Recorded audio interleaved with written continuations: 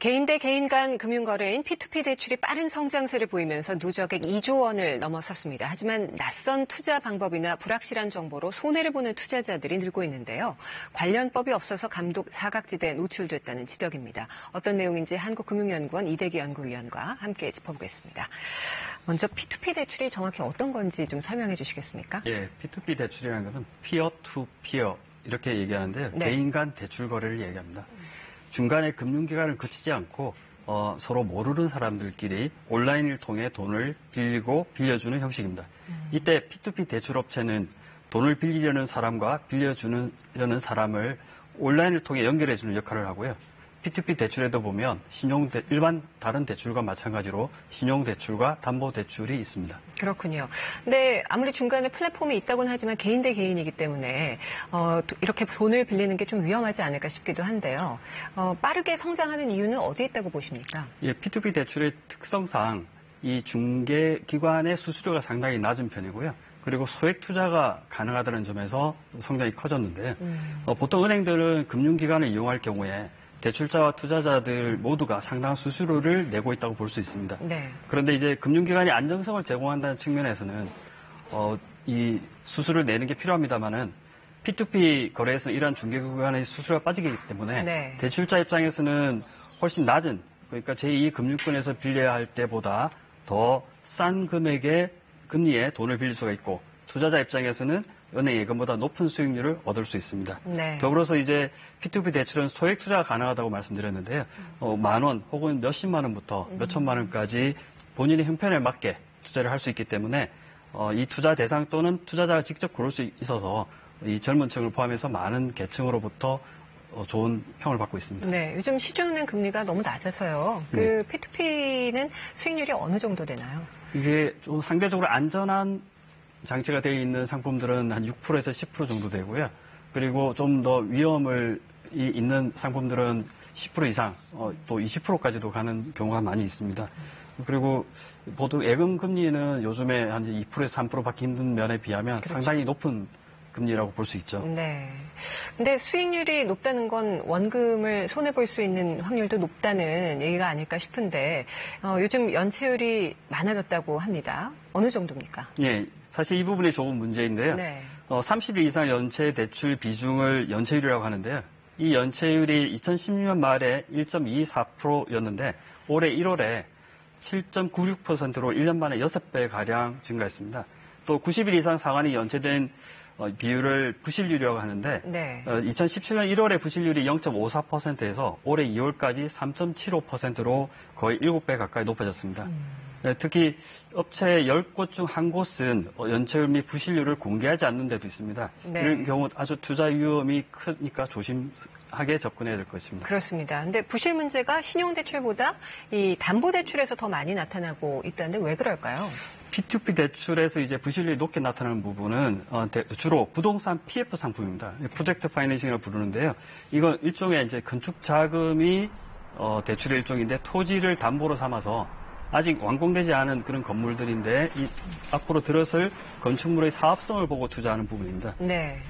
이 P2P 금융협회에 따르면 부동산 PF 대출의 비중이 50% 이상이 13개 업체의 지난해 12월 말 기준 부실률이 2.35%로 전체 업계 평균인 1.64%보다 0.71%포인트 더 높게 나타났고요. 네. 제2금융권에서도 대출받지 못하는 고객들이 부동산 PF 대출을 위해 P2P 금융으로 많이 넘어왔다고 볼 수 있습니다. 이들 중 상당수가 건실하지 못하기 때문에 부실률이 증가했다고 볼 수 있겠습니다. 네.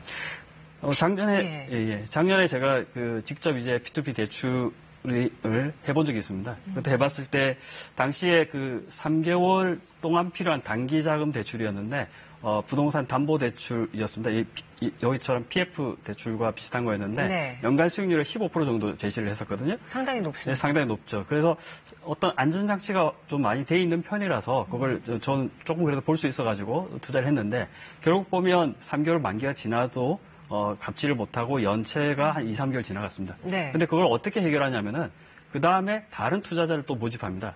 15%보다 훨씬 높은 20%나 그 이상의 수익률을 제시하면서 투자자를 모집해서 그 돈으로 돌려받기를 하는 거 보고는 이거는 굉장히 위험성이 있다. 조심스럽게 접근해야 되겠다. 이렇게 생각했었습니다. 원금은 찾으셨나요? 아니, 저는 오히려 그 연체 이자까지 받아서 많이 수익률은 높았지만 네. 이런 데 투자는 상당히 주의해야 될 필요가 있다고 생각합니다. 다행입니다만 어떤 경우에는 돈을 돌려받지 못하는 경우도 있을 텐데 네. 이럴 경우에는 뭐 달리 방법이 없을까요?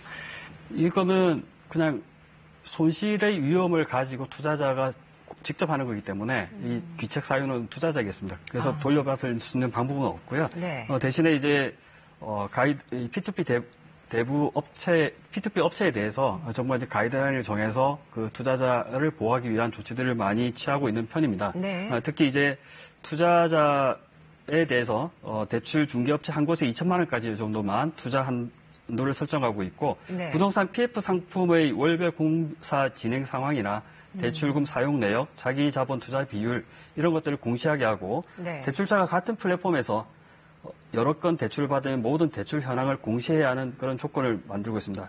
하지만 엄밀히 말하면 네. 가이드라인은 법적 구속력이 없는 행정지도이기 때문에 그렇죠. P2P 대출업체가 가이드라인을 위반했다고 해서 어떤 불이익한 조치를 취할 수는 없는 상황입니다. 그렇군요.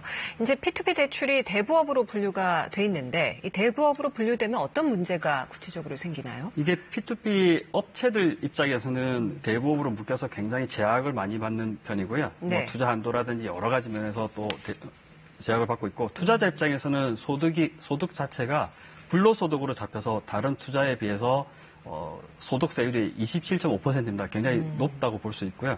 수수료를 포함하면 한 35% 정도의 이 투자 이익에 대해서 수수료와 세금을 내야 되는 편입니다. 네. 그러니까 뭐 P2P 대출에서 17%의 수익률을 준다고 해도 실제로 받는 거는 11% 정도 된다고 보시면 되겠습니다. 네, 그것도 좀 생각을 해봐야 되겠습니다. 해외는 이 P2P 대출 규제를 어떻게 하고 있는지 좀 살펴봤으면 좋겠습니다. 대체로 보면 우리나라보다 굉장히 엄격하게 하고 있는 상황인데요. 미국 같은 경우에는 증권거래위원회의 증권법적 규제와 그리고 소비자 금융 및 은행 관련 규제의 적용을 받게 해서 상당히 복잡한 규제 체계를 갖고 투자자 보호를 위해서 엄격한 유권 해석을 하고 있는 편입니다.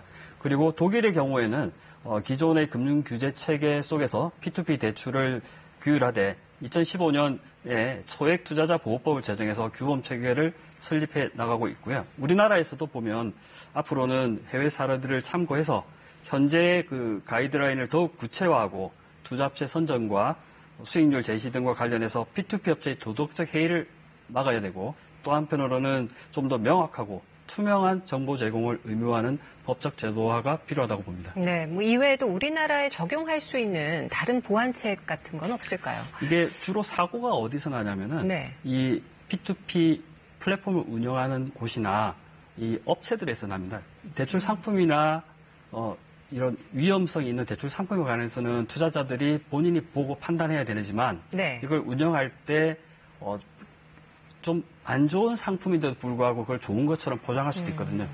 이런 걸 그러니까 적절한 대출 상품을 선정하고 네. 그걸 잘 공시하고 투명하게 운영하는 게 제일 중요한데 이런 부분에 대한 그 금융당국의 관리 지도가 필요하다고 봅니다. 네, 알겠습니다. 오늘 말씀 잘 들었습니다. 네.